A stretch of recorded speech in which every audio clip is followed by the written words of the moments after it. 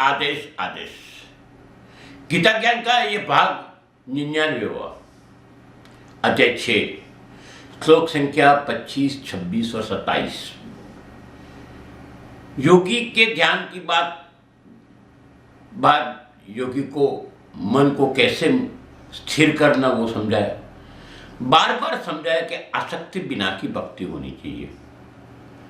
हम सब कहीं न कहीं आसक्ति से फंसे हुए हैं, चाहे जैविक सुख हो चाहे भौतिक सुख हो, मगर ये कहीं न कहीं धन उपार्जन की बात आ जाती है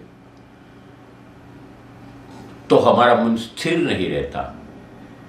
इसको ख्याल में रख के बहुत ही गहराई से समझाया कि जो कुछ भी करो, ये करूंगा तो ये प्राप्त होगा, ये वाली भावना हमारे दिल से निकाल देनी चाहिए। संसारी धन दौलत के पीछे भागता है, जबकि सन्यासी सिद्धि के पीछे भागता है। आखिर में है तो आसक्तिहीन। उसका स्थान मुमुक्ष के मन में क्षण भर का भी नहीं होना चाहिए, क्षण भर भी हमारे दिमाग में आसक्ति नहीं होनी चाहिए। ये मंत्र जाप करूंगा, ये अनुष्ठान करूंगा कि ये प्राप्त होगा, ये प्राप्त होगा, ये नहीं होना चाहिए। तभी परम शांति को प्राप्त करके हम परमात्मा के नजदीक जाने के मार्ग खुलते हैं। आगे भी जो समझाया बहुत ही महत्व की बात है कि मन को कैसे स्थिर करें, बहुत जरूरी है। 25वें श्लोक में बोला कि मनुष्य को चाहिए कि क्रमशः चलकर बुद्धि द्वारा विश्वास पूर्वक अभ्यास करता हुआ मन को आत्मा में स्थिर करके परमात्मा के चिंतन के अलावा अन्य किसी वस्तु का चिंतन न करे। 26वें श्लोक में बोलते हैं मनुष्य को चाहिए स्वभाव से स्थिर न रहने वाला और सदा चंचल रहने वाला यह मन जहाँ तहाँ प्रकृति में जाए वहाँ से खींचकर अपनी आत्मा में स्थिर कर दो वापिस।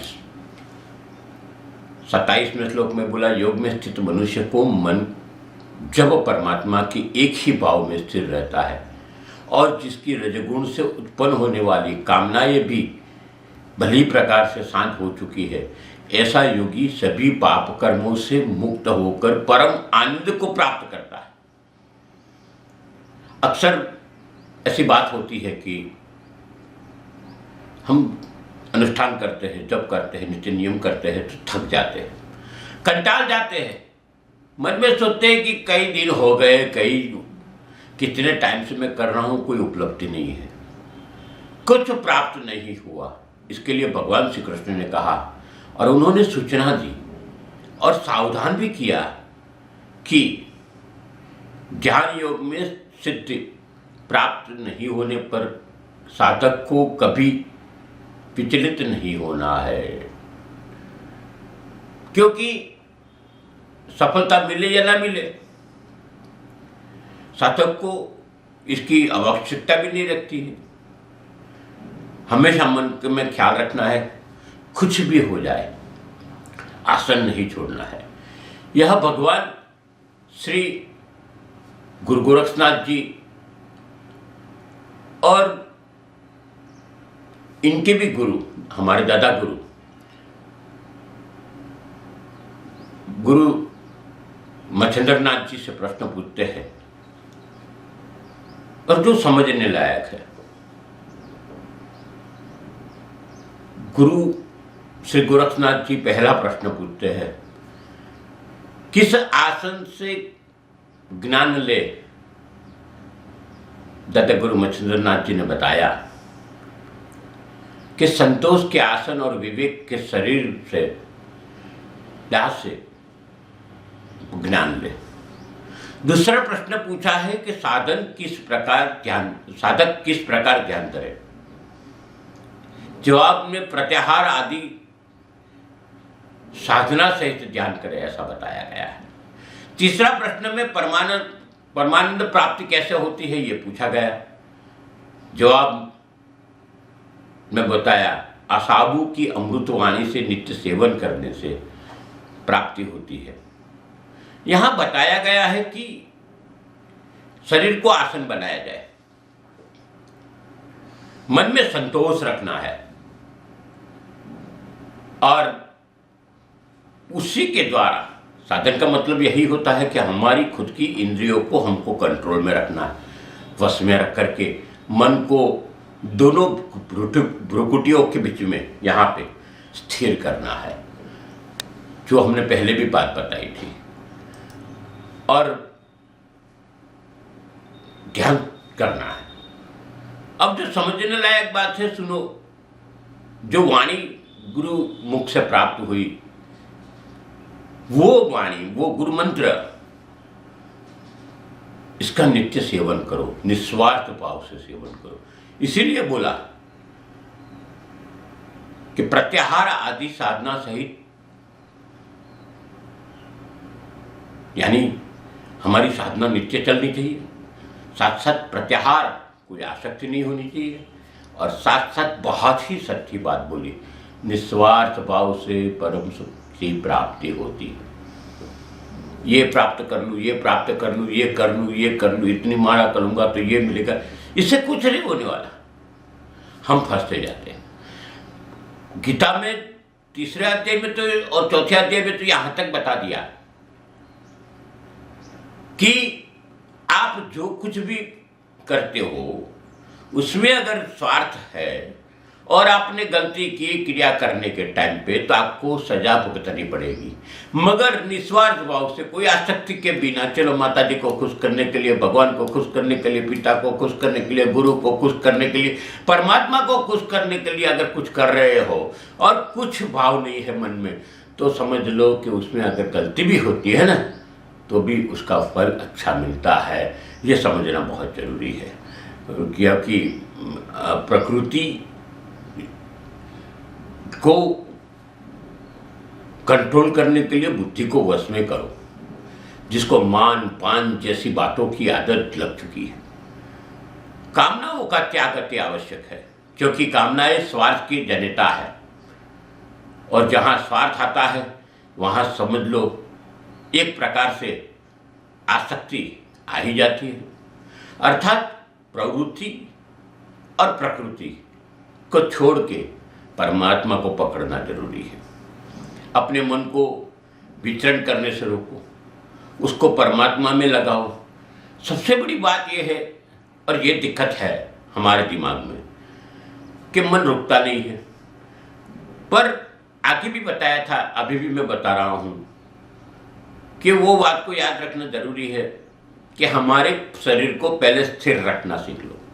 रोज इसी समय इतने टाइम के लिए ध्यान में बैठना है, इतने जाप करने हैं, ये स्थिर करो। बाद में कुंभक रेचक भी बताया हमने। इसके बाद में खुद ब खुद मन स्थिर होता जाएगा। मन को ऐसे पकड़ने की कोशिश मत करो, मन खुद ब खुद वश हो जाएगा। जैसे जैसे साधना के रास्ते में धैर्यता से आगे बढ़ोगे, वैसे वैसे मन में से रजोगुण तमोगुण नाश हो जाती है, या तो खत्म होने के कगार पे आ जाते हैं, और निरंतर प्रयोग से पाप कर्मों की मुक्ति मिलती है। कर्मों के लेखा जोखा जो हमारा है, गत जन्म के, इस जन्म के, उसमें से भी मुक्ति मिलती है, और ये सफाया हो जाता है। बाद में क्या होता है, शुद्ध चित्त से के स्थान का पक्का होना मुमकिन हो जाता है। मन में सत्व गुण बढ़ जाता है, यानी कि मन में सात्विकता बढ़ जाती है, और मन अभ्यास से स्थिर हो जाता है। जब ये सब में मुक्त हो जाओगे तो आपको परमानंद की प्राप्ति खुद ब खुद हो जाएगी, जिसको हमने सच्चिदानंद कहा है, जिसका मतलब यही है सतत चित्त में आनंद। ये प्राप्त करना जरूरी है, बिना सोचे समझे कोई जगह पे। अभी तो मैं कभी कभी देखता हूँ, व्हाट्सएप यूनिवर्सिटी है, फेसबुक यूनिवर्सिटी है, कई जगह पे गलत परोसा जाता है।